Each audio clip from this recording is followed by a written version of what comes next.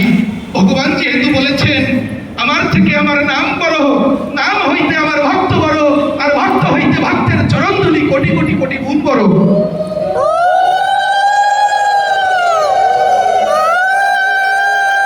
ভগবান তুমি যখন বলেছ তোমার থেকে তোমার ভক্তের চরণধুলি কোটি কোটি গুণ বড়, তাই তো আমি কাঙালের মতো ছুটে এসেছি। ও গৌর হরি, ও জগন্নাথ, ও গোবিন্দ, আমি তোমার চরণে পাই বা না পাই, তুমি ওই ভক্তের চরণে ছাড়া করো না আমায়। তোমার ওই চরণে ছাড়া করো না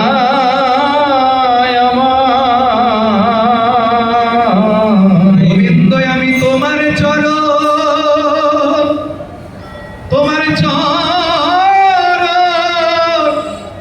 আমি পাইবা না পাই, তোমার ওই ভক্তের চরণে ছাড়া করুণা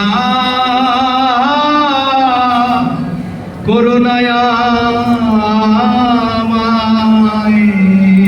আমি গোবিন্দ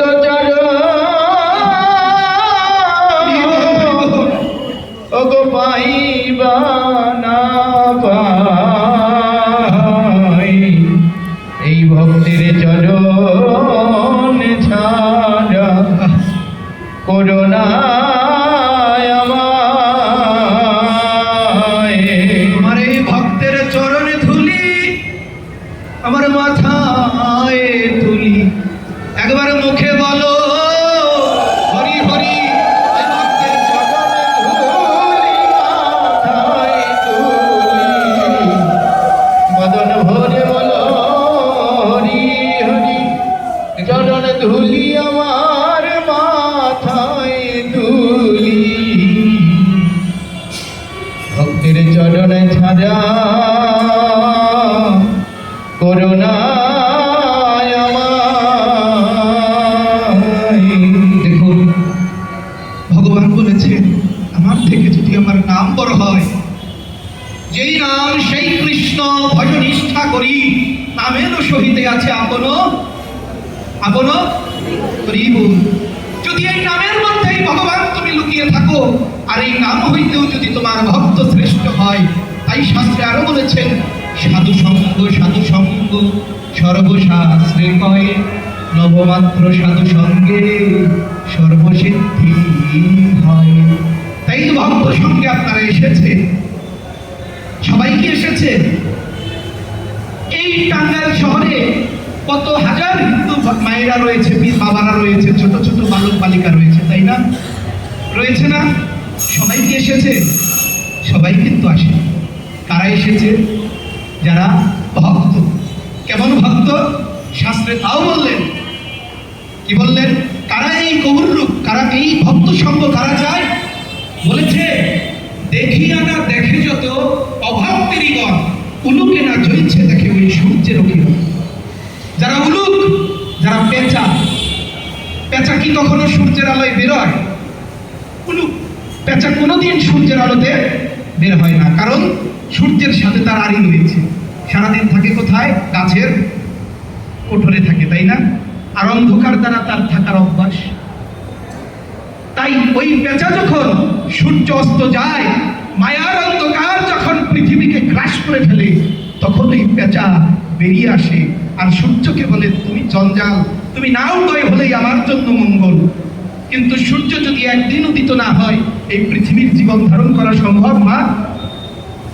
তাই যে সমস্ত ভক্ত ওই মায়ারূপী অন্ধকার দিয়ে ধন যৌবন ঐশ্বর্য, এ ধন যৌবন পুত্র পরিজন হইতে কি আছে পরম তৃপ্তি, ভজ হুলে মন শ্রীনন্দের নন্দন অভয় চরণার বৃন্দরে। তাই যারা এই মোহ মায়ার দোলায় তুলে অহংকারে মত্ত হইয়া নিতাই পদ পাশরিয়া অসত্যরে সত্য করি মানি, নিতাই না ভজিলি, নিতাই না বলিলি মুখে, মজিলি সংসার সুখে, বিদ্যা কুলে কি হইবে তোর? এই বিদ্যার কোনো মূল্য আছে? এই জড়বিদ্যার মূল্য যতদিন পর্যন্ত আপনার দেহে প্রাণ আছে ঠিক ততদিন।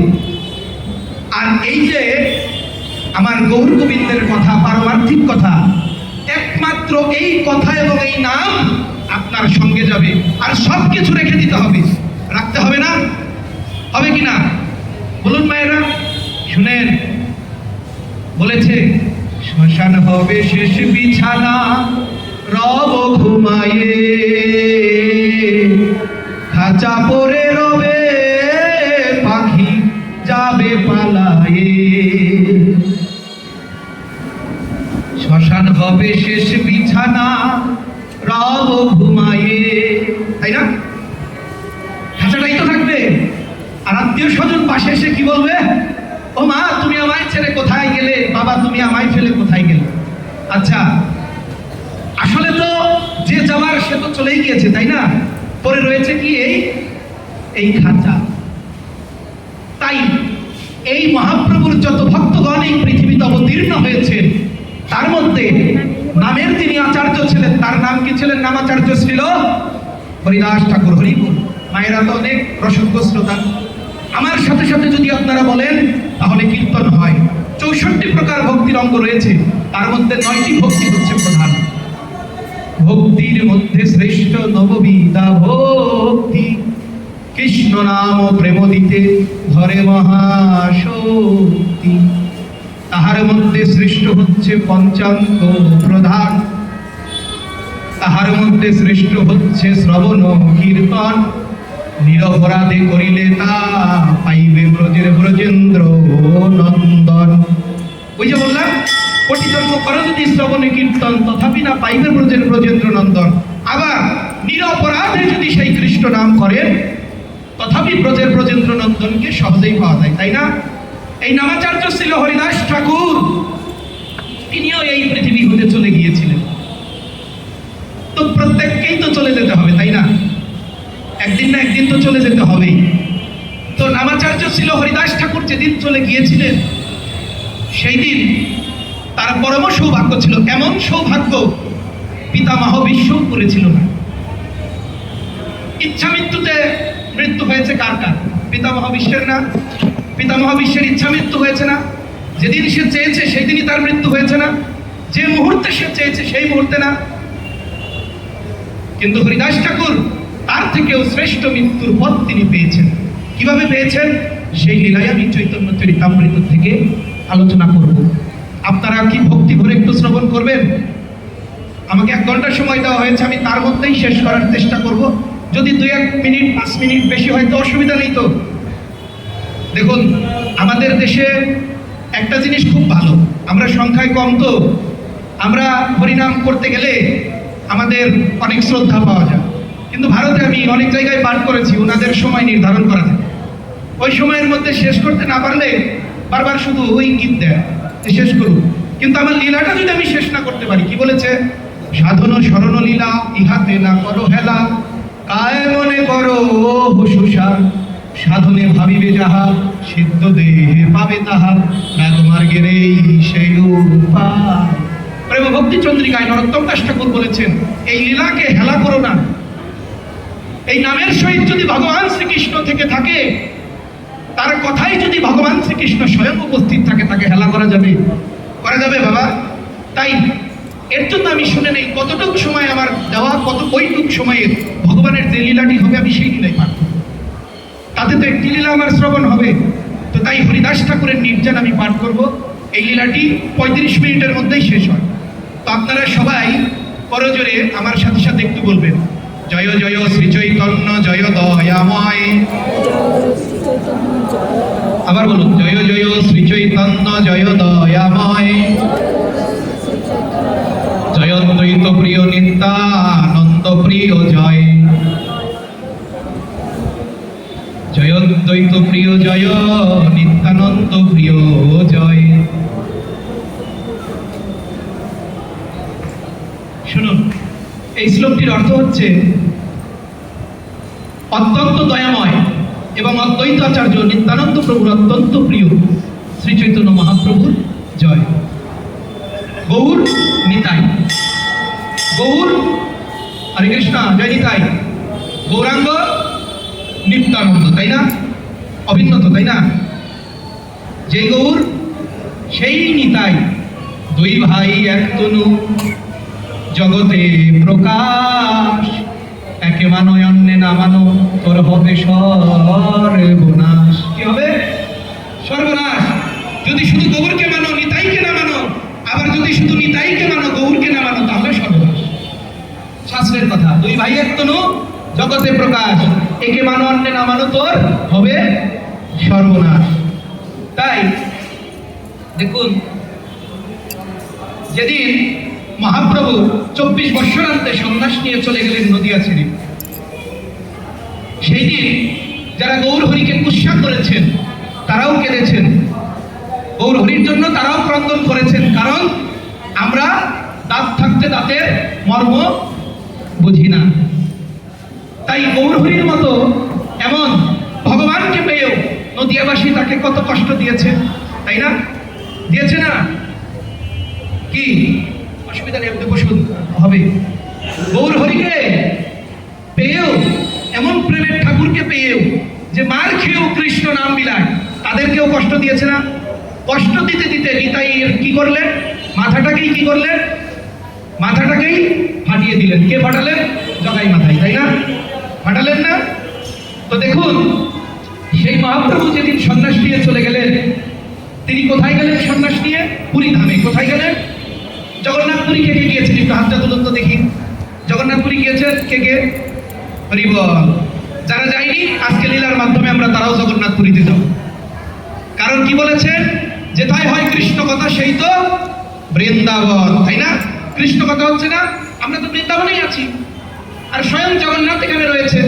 তার মানে জগন্নাথ, এই যে আমার আনন্দপ্রভু একটি গান লিখেছেন রথযাত্রা নিয়ে, রথপুরী দারু ব্রহ্ম, দেখলে হয় না পুনর্জন্ম, তাই সেরে সকল জড় কর্ম, তুমি পুরাও কোটি জনমের সাথ, আর লীলাময় শ্রী প্রভু জগন্নাথ, তাই না? এই রথপুরী দারু ব্রহ্ম, দেখলে হয় না পুনর্জন্ম, তাই সেরে সকল জড় কর্ম, কোটাও করি কোটি জনমের সাথ, তুমি লীলার ছলে সকল জীবে ওই দর্শন দানে উদ্ধারিবে, তাই না? তাই রথযাত্রা মহোৎসবে রাজপথে নামো জগন্নাথ, তাই না? তুমি রাজপথে নামো জগন্নাথ, লীলাময় শ্রী প্রভু জগন্নাথ। দেখুন, ভগবান বুঝেছে বলি হতজীব আমায় দেখার জন্য মন্দির আসবে না, তাই না? তোরা না আসলি আমি দর্শন দিয়েই তোদেরকে উদ্ধার করবো, তাই আমি পরিধামের রাস্তায় আমি বেরিয়ে পড়েছি। আয় তোরা দর্শন কর, কোনো জাতিপাত দেখতে হয় না, যে ব্যক্তি যে ধর্মের হোক, যে বর্ণের হোক, আমার জগন্নাথ এতই কৃপালু, তাকে দর্শন করলেই উদ্ধার হয়। মহাপ্রভু ছিলেন সচল জগন্নাথ, আর দারু ব্রহ্ম হচ্ছে আমার এই জগন্নাথ। মহাপ্রভু নীলাচলে এই মতো বাস করছেন। দেখুন কবিরাজ গোস্বামী চৈতন্য চরিতামৃতে কি বললেন, এই মতো মহাপ্রভুর নীলাচলে বাস, সঙ্গে ভক্তগণে লইয়া কীর্তন বিলাস, দিনে নিত্য কীর্তন ঈশ্বর ও দর্শন, রাত্রে রায়ের স্বরূপ শনে রসে আস্বাদন। দিনে বৈরাঙ্গ ভক্ত নিয়ে করে গৌর নাম সংকীর্তন, অন্তরঙ্গ ভক্ত নিয়ে করে রস আস্বাদন। এই মতো মহাপ্রভুর সুখে কালো যায়, কৃষ্ণের বিরহ বিকার অঙ্গে নানা হয়। তাই তো রাধার ভাবকান্তি অঙ্গ নিয়েই তো গৌরে হয়ে এসেছেন, তাই না? রাধা যেমন কৃষ্ণ বিরহে কাঙাল ছিলেন, 100 বৎসর ক্রন্দন করেছেন, এতই কেঁদেছেন যে রাধারানীর নয়নের জলে বৃন্দাবনের জল আচল না। হে রাধারানী, তুমি আমার জন্য এতই কেঁদেছ, আমি কলিযুগে যেদিন অবতীর্ণ হব, আমিও কৃষ্ণ কৃষ্ণ বলে কেঁদে তোমার ওই নয়নের জলের ঋণ আমি শোধ করব। তাই তো রাধার ভাবকান্তিকে অঙ্গে ধারণ করে গৌর হয়ে নদিয়ায় এসেছে। তাই এই যে বিকার অঙ্গে নানা হয়, কার বিকার? কৃষ্ণের প্রেমের বিকার। কোথা কৃষ্ণ, কোথা গেলে কৃষ্ণ প্রাণ, সেই বিকার। দিনে দিনে বারে বারে বাড়ি বিকার, রাত্রে রাত্রে অতিশয় চিন্তায় উদ্বেগ প্রলাপ আদি যত শাস্ত্রে কয়, সরবে গোসাই আর রামানন্দ রায় রাত্রে দিনে করে দোহ প্রভুর সহায়। কেউ যদি দুঃখে থাকে, কাছের বন্ধুরা এসে তাকে সান্ত্বনা দেয় না? এই শরৎ দামোদর এবং রায় রামানন্দ তাকে সান্ত্বনা দিত। কাকে? মহাপ্রভুকে। প্রভু তুমি আর কৃষ্ণ বলে কেঁদো না, তুমিই তো স্বয়ং কৃষ্ণ, তাই না? এই জন্য বলেছেন, আমার হরিকে যে ভালোবাসে তার সমান আর বান্ধব নাই। তাই না? তার সমান বন্ধু আছে? আমার মনে বলে তারে পেলে, মনে বলে তারে পেলে, এই নয়নে জলে তার ওই পাধুয়াই। আমার হরিকে যে ভালোবাসে তার সমান আর হরি বল, হরি বল, বান্ধব আছে তার সমান। তাই বলছে তুমি তো স্বয়ং